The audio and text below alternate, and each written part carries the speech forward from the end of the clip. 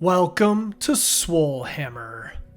I'm Rafiq, and this is the Command Re-Swole, where we take a step back and talk about an issue, think about it, and discuss ways that it can improve our favorite game, that being Warhammer. In this episode, we're talking about whether Age of Sigmar faction terrain should cost points.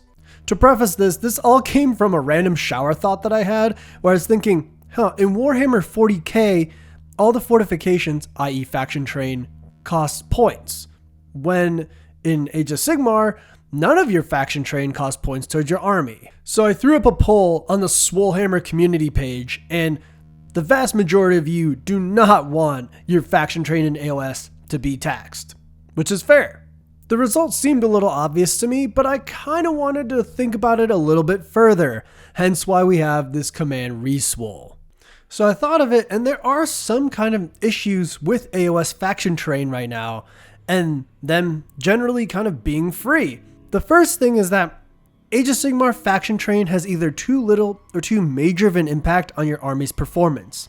Maggotkin of Nurgle's Feculent Narwhal is hardly a build around, even in summoning armies, while Sylvaneth, Beast of Chaos, and Gloomspite literally cannot function without their respective faction pieces.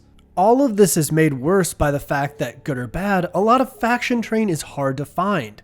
Age of Sigmar is suffering from really limited supply issues since it's not as popular as 40k, so terrain pieces like the Skaven Gnawholes were out of stock on GW's website for 5 months after the Battletome release. Exacerbated by the ever-present scalper issue, this doesn't help things as those same Gnawholes that I tried to find were sold on sprue for $90 minimum on places like eBay.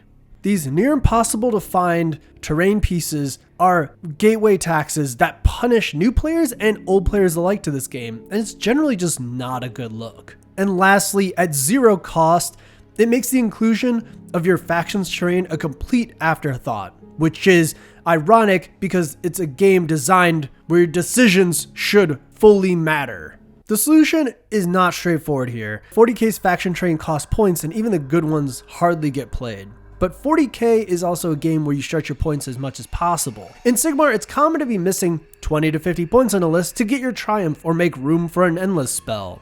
Overall, I'd say the solution would be Age of Sigmar should tax terrain features, but make them more similar in power level, not necessarily auto-includes or integral to a faction's function, but not an afterthought either. This way, you have to gauge whether it synergizes with what your list is trying to do and if it's worth that price. It is cool to have factions rely on a terrain piece for their rules, but between the availability problems and the resulting cost issues from scalpers, faction terrain becomes less and less worth it. Even if you can gather the plastic, I can tell you from personal experience that Riley didn't have fun painting 5 Wildwoods for her Sylvaneth list. And that's it! Thanks for watching another edition of Command Re-Swole. Let me know your comments on these thoughts about AoS and the faction terrain, and also 40k and the faction terrain. These Command Re-Swoles are kind of just stream of consciousness, talking aloud, and trying to get opinions on the game that we love. So, as always, this is Rafiq with Swole Hammer.